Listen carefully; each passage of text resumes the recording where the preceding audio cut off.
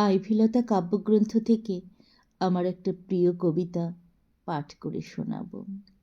বিবর্ণ সংলাপ। এভাবে বেঁচে থাকবো ভাবিনি, দূরত্বের প্রেম তুষের আগুনের মতো ধিকি ধিকি জলে।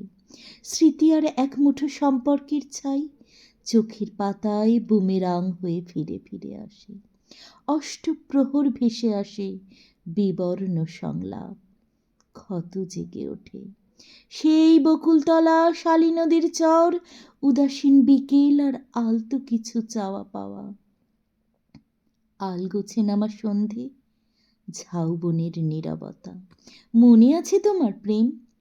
দূর নীলিমায় হারিয়ে যাওয়া সূর্যটাকে খুঁজতে ব্যস্ত যখন আমার দু চোখ দুহাতে ঢেকে কপালে এঁকেছিলে যে সূর্য চুম্বন, তা কখনো অস্তমিত হবে না, নিজের মহিমায় উজ্জ্বল। যখন আকাশের পটে অন্ধকার নামে, চোখের জলে গুমড়ে ওঠে শালী নদীর ঢেউ, বারংবার ভেসে আসে তরঙ্গায়িত সেই কণ্ঠস্বর, ভালোবাসি ভালোবাসি।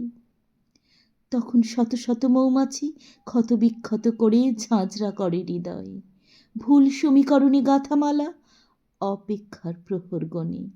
তোমার আকাশে সূর্যাস্ত হয় প্রেম, আধার আমার ভীষণ ভালো লাগে। হৃদয়ের চরে প্রেম তখন রোদ পোহায়, বেলি কাটে, অজান্তে ঢেউ মুছে দিয়ে যায়, তবু নিপুণ হাতে গড়ে তোলে স্বপ্নের নীড়।